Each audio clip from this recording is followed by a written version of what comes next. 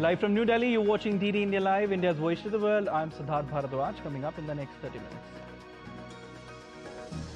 Amid plans to take over Gaza and defeat Hamas, Netanyahu says Israel wants to begin negotiations to end conflict and free all remaining hostages. US and European military chiefs discuss security options for Ukraine. EU nations to provide forces under security guarantees option, while US to give air support. Trump gives 2 weeks to assess peace prospects. New Jersey braces for impact of Hurricane Erin, which moves northeastwards in Atlantic Ocean, hundreds of miles offshore.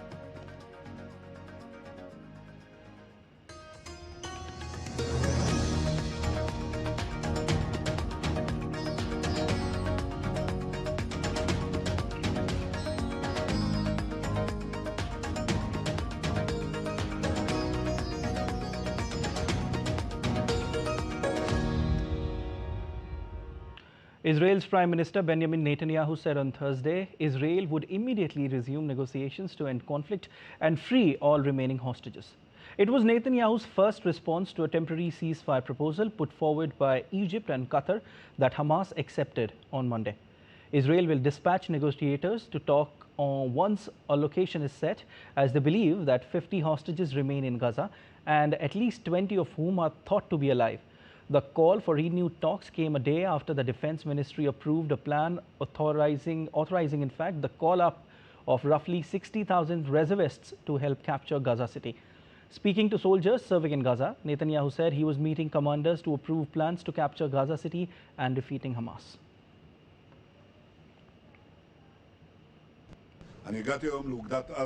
I arrived at Gaza Division to approve the plans that the Israeli army presented to me and the Minister of Defense for taking over Gaza City and defeating Hamas. I greatly appreciate the presence of the reserve soldiers and of course the regular army for this vital goal. At the same time, I have issued instructions to begin immediate negotiations for the release of all our hostages and an end to the conflict on terms acceptable to Israel.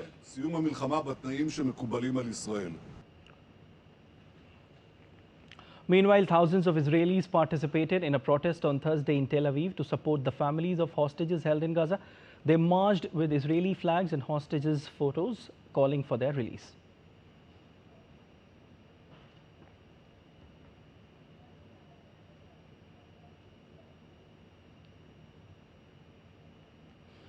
Secretary General Antonio Gutteres has renewed his urgent call for Gaza ceasefire.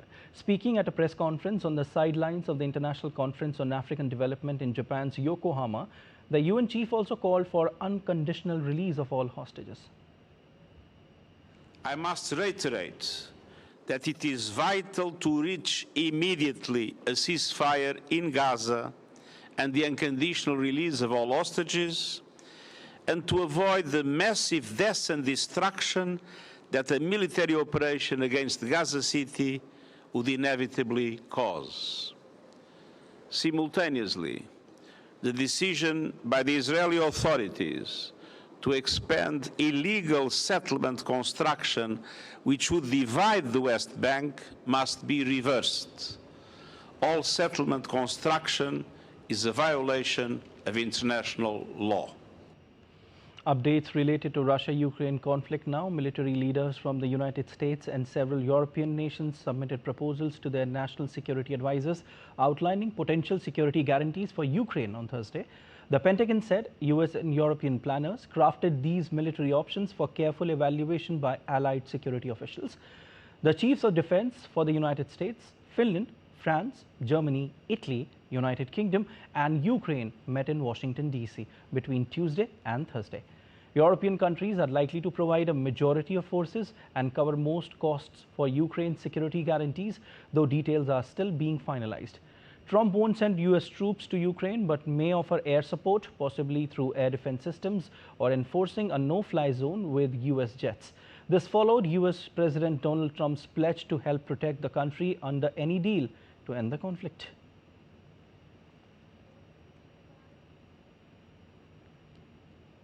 Trump also set a 2-week deadline to assess Russia-Ukraine peace talks on Thursday. Zelensky has accused Russia of avoiding negotiations, while Russia claimed Ukraine sought incompatible security guarantees and lacked interest in lasting peace.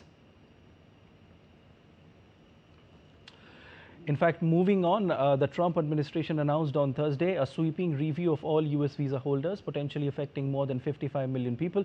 A State Department official said that all visa holders are subject to continuous vetting, which includes monitoring for any signs of ineligibility, such as overstays, criminal conduct, or links to terrorist activity.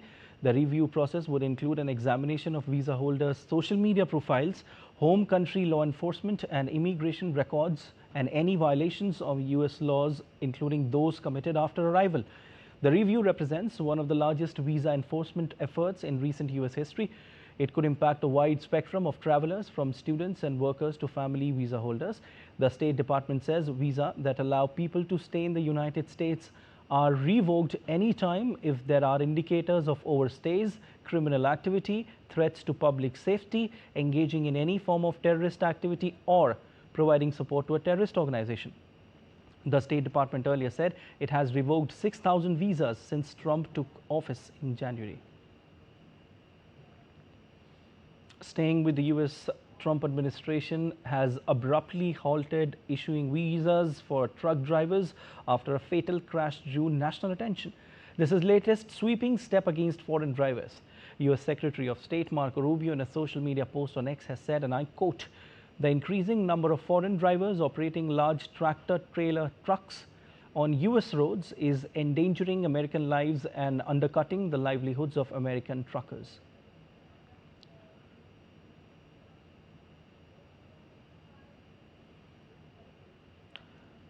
Rubio's action came after a truck driver was charged with killing 3 people on a highway in Florida while making an illegal U-turn.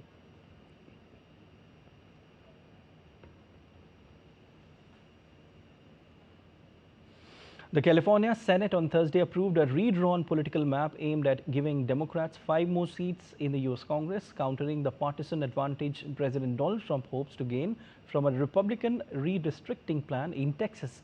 California Democrats, led by Governor Gavin Newsom, are pushing for fast-track passage of their redistricting plan, a package of 3 bills just in time to place their proposed new map on the ballot for a special election on 4th of November.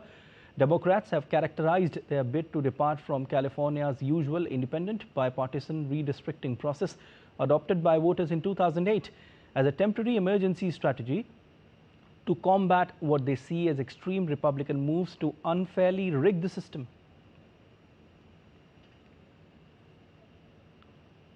Moving to the continent of Latin America, at least 18 people died and more than 40 were injured on Thursday after 2 attacks in Colombia attributed to different dissident factions of the former FARC guerrilla group. In Cali, the country's 3rd most populated city, a cargo vehicle with explosives detonated near a Colombian Aerospace Force base in an incident that left 6 people dead and 71 injured. The police reported that the bomb targeted the Marco Fidel Suarez Military Aviation School, prompting the evacuation of several buildings and a nearby school. Hours earlier, a National Police Black Hawk UH-60 helicopter participating in a coca leaf crop eradication operation was shot down in the municipality of Amalfi in the department of Antioquia, leaving 12 officers dead. Authorities, including President Gustavo Petro, blamed the bomb attack on dissident factions of the former Revolutionary Armed Forces of Colombia guerrilla group that rejected the 2016 peace deal aimed at ending Colombia's long-running conflict.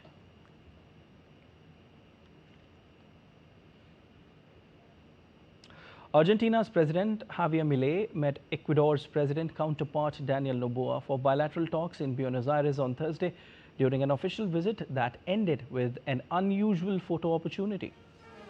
The 2 leaders held discussions without making any public statements to the media.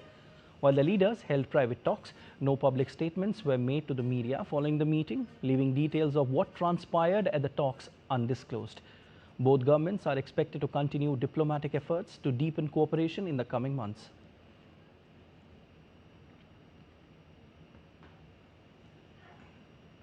Global weather updates now. Typhoon Ling Ling weakened into a tropical depression a day after making landfall and bringing record heavy rainfall in southwestern Japan.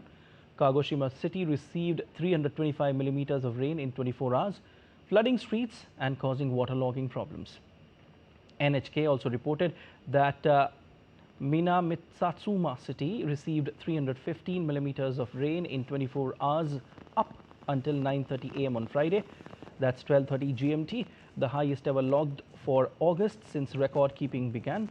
The public broadcaster said that 5 cases of mudslides were reported in Ichikikushikino city in Kagoshima prefecture on Thursday. Weather officials have called on people to stay vigilant for mudslides and flooding as well. No injuries have been reported according to NHK.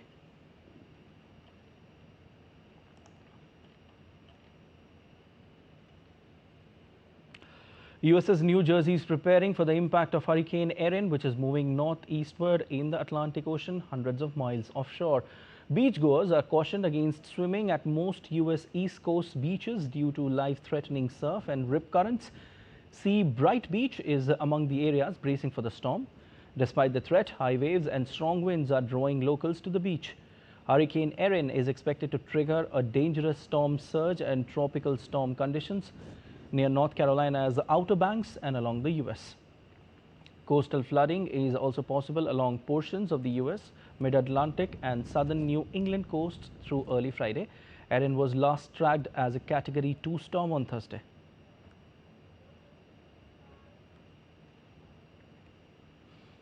Meanwhile, residents in Los Angeles are struggling with intense heat, which is being exacerbated by climate change and is expected to become more frequent and severe in the coming years. To cope with the heat, people are advised to drink plenty of fluids, wear light-colored clothing, stay in air-conditioned or shady areas, and check on vulnerable neighbors. The city is also working to provide public resources to help residents manage the extreme temperatures.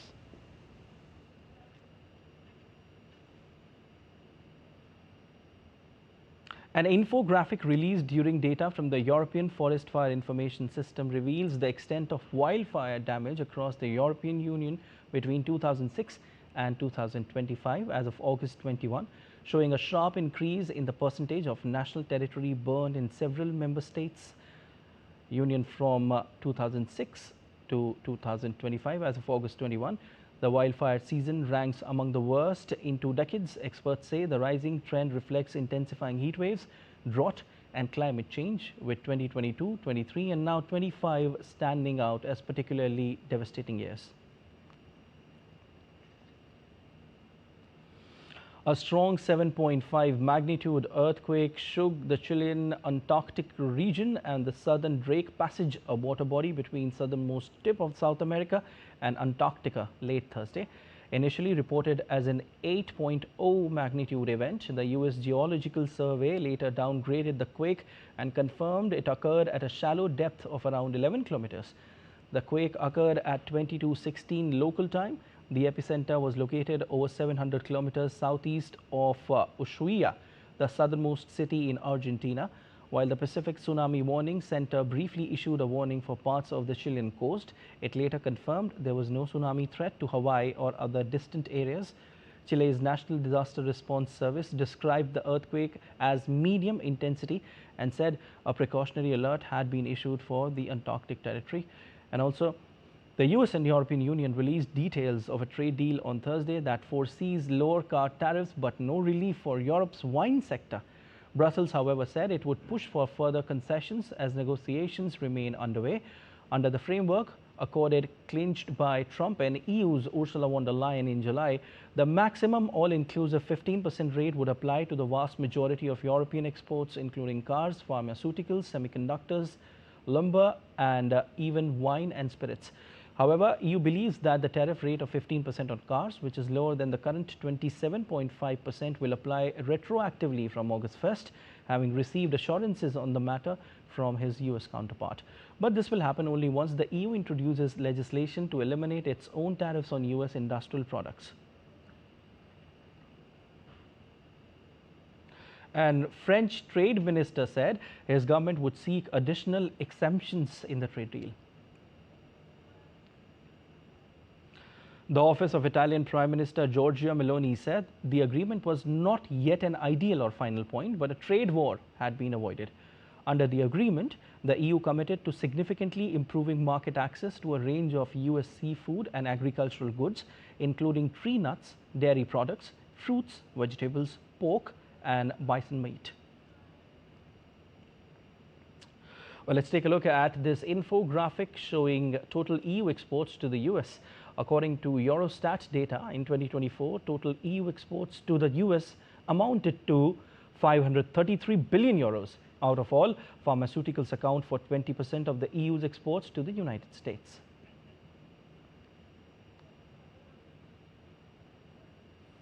And still to come on this edition of Dali Dance. Former Thai PM Thaksin Shinawatra acquitted in royal insult case. US Open singles draws announced, and defending champions Yannick Sinner and Aryna Sabalenka to begin their campaigns on Sunday.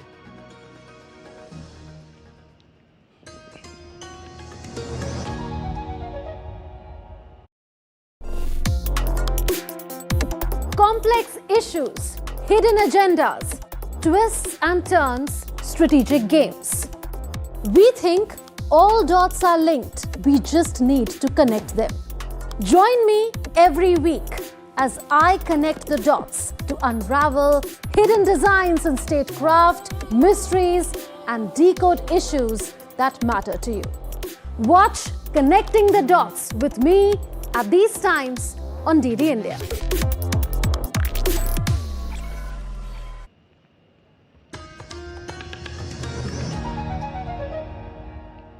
You're watching DD India Live. I'm Siddharth Bharadwaj. And Bangkok Criminal Court on Friday cleared former Prime Minister Thaksin Shinawatra of charges of violating Thailand's strict law on royal insults. Thaksin, talking to reporters outside the Bangkok court, said that he had been cleared in the case, which saw him facing up to 15 years in prison under laws forbidding criticism of King Maha Vajiralongkorn and his family. Former Thai PM had denied wrongdoing in the case brought by the royalist military, stemming from a 2015 interview he gave to foreign media. The acquittal marks the latest turbulent chapter that has seen his political fortune rise and fall over the past 2 decades.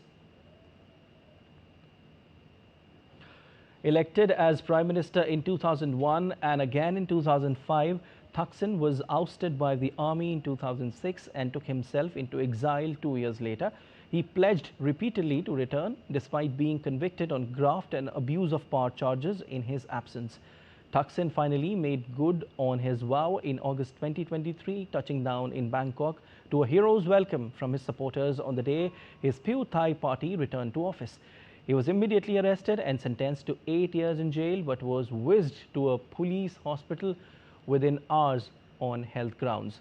Within days, King Maha Vajiralongkorn had cut his term to 1 year, and Thaksin returned to his Bangkok home in February 2024, having seemingly not seen the inside of a jail cell. The verdict came a week before another court rules whether Thaksin's daughter Paetongtarn Shinawatra will be thrown out of office as Prime Minister.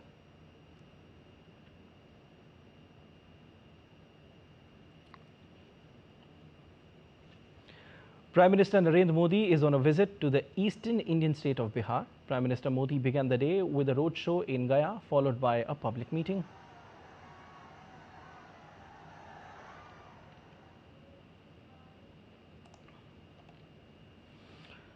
Where he laid the foundation stone and inaugurate multiple developments projects belongs to multiple sectors, including power, road, health, urban development and water supply.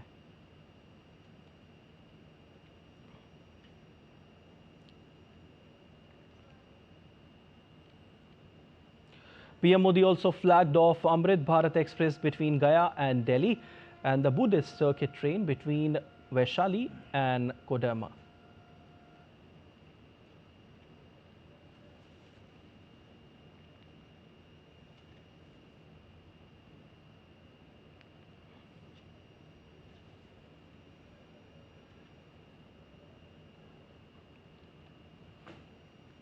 Grih Pravesh ceremony of 12,000 rural beneficiaries under PMAY Grameen and 4,260 beneficiaries under PMAY Urban also took place, with the symbolic handing of over keys to a few beneficiaries by the Prime Minister, thus fulfilling the dream of owning a house of thousands of families.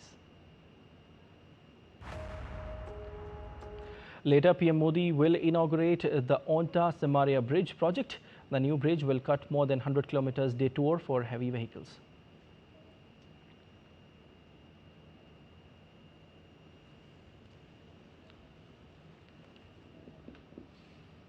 From Bihar, PM Modi will visit West Bengal, where capital Kolkata is set to get a major infrastructure boost. The Prime Minister will inaugurate key metro routes and lay the foundation for the elevated Kona Expressway, promising faster travel, better connectivity and a big push to regional growth. DD India's Tapas Bhattacharya tells us more. Kolkata is set for a massive infrastructure upgrade. Prime Minister Narendra Modi will inaugurate multiple metro railway projects worth more than 5,200 crores in the city on Friday. At Jessore Road metro station, Prime Minister will flag off Naupada Jai Hind Biman Bandar service, providing faster and smoother access to the airport. He will also launch the Sialdah Esplanade and Beleghata Hemanta Mukhopadhyay metro services, easing congestion across some of Kolkata's busiest corridors. Moreover, a newly built subway at Howrah metro station will be inaugurated, improving passenger movement at one of city's key transit hubs. Together, these new routes are expected to cut down travel time, strengthen multimodal transport, and benefit lakhs of daily commuters. Yeah, it's a huge opportunity of Kolkata, West Bengal. Basically, we are very pleased and very glad to coming to Prime Minister Mr. Narendra Modi ji again for inauguration metro rail at Calcutta. So we are very happy and we are very glad. Not only me, it's all over Kolkata, all over West Bengal are very glad. Beyond rail, Prime Minister will also lay the foundation stone for 7.2 kilometer 6-lane elevated Kona Expressway to be built at a cost of more than 1200 crore rupees. The project will connect Howrah, its rural belts, and Kolkata more efficiently. By reducing travel hours, the corridor is expected to give a major push to trade, commerce, and tourism across the region.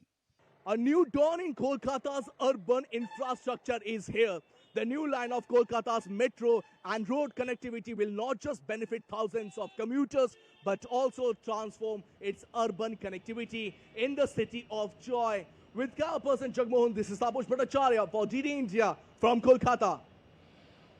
ISRO's inaugural session of National Meet 2025 is being held in New Delhi with the theme Leveraging Space Technology and Applications for Viksit Bharat 2047. The key focus of the meet is to discuss the integration of agriculture, environment, infrastructure, health, education, communication, disaster management and regional development with space technologies to strengthen national progress.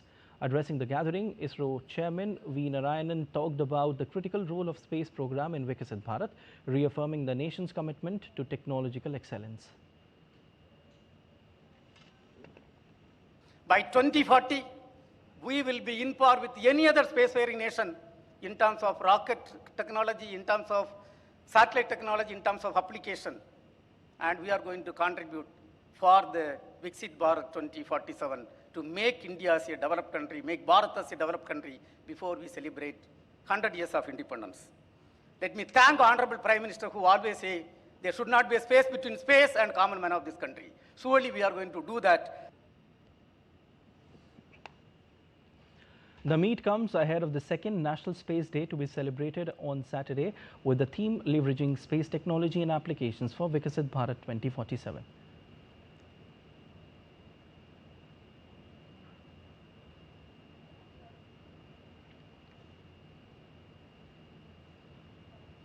On 23rd of August in 2023, Chandrayaan-3 mission accomplished safe and soft landing of Vikram lander on the lunar surface. With this, India became the fourth country to land on the moon and first to land near the southern polar region of the moon.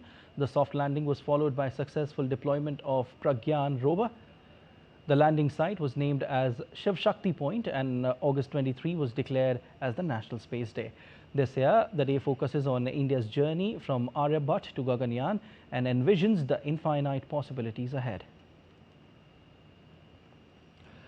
Ahead of the National Space Day, Minister of Science and Technology Dr. Jitendra Singh has said on social media, and I quote, On 23rd of August 2023, under the leadership of PM Narendra Modi, India created history as the fourth nation to land on the moon and the first at its south pole, a moment that inspired the future. Tomorrow we celebrate the second National Space Day, honoring India's journey from satellites to human spaceflight and our vision of infinite possibilities.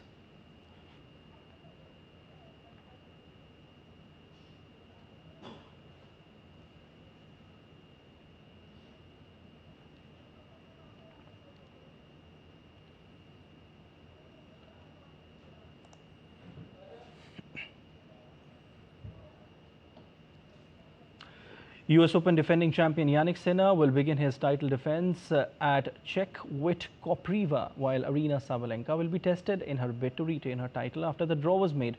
The 24-year-old Italian could meet Britain's Jack Draper in the quarterfinals, third seed Alexander Zverev in semis, and Carlos Alcaraz in the final. While reigning French Open champion Alcaraz will begin against American Reilly Opelka. Four times champion Novak Djokovic will start against Lerner Tien, in fact, and could face Alcaraz in semi-final. In the women's draw, top seed Sabalenka will begin against Rebecca Masarova, and she could take on Jessica Pegula in the semi-final, and Wimbledon winner Iga Swiatek in the final. Second seed Swiatek will start against Colombia's Emiliana, could face Amanda Anisimova in a quarter-final. The singles tournament at the year's final Grand Slam begin on Sunday. Dali Dance, an imaginary visible dance which is performed in India's Himachal Pradesh during the Dali festival, also known as the Festival of Witches. It is believed that during this time, witches, ghosts and demons are free to roam and perform this dance. The theme of this dance remains showcasing the triumph of good over evil.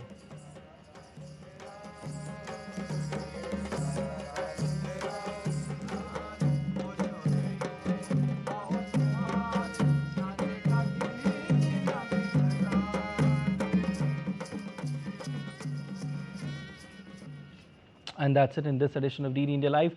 But let us know your thoughts on the news of the day. For those on the go, you can get all the latest news and updates from India and across the world on DD India mobile app. The app is available on both Android and iOS platforms, and you can scan the QR code on the screen to download now. We'll be back with more news as it breaks here on DD India. I'm Siddharth Bharadwaj from all of us here in Delhi. Thanks for watching DD India Live.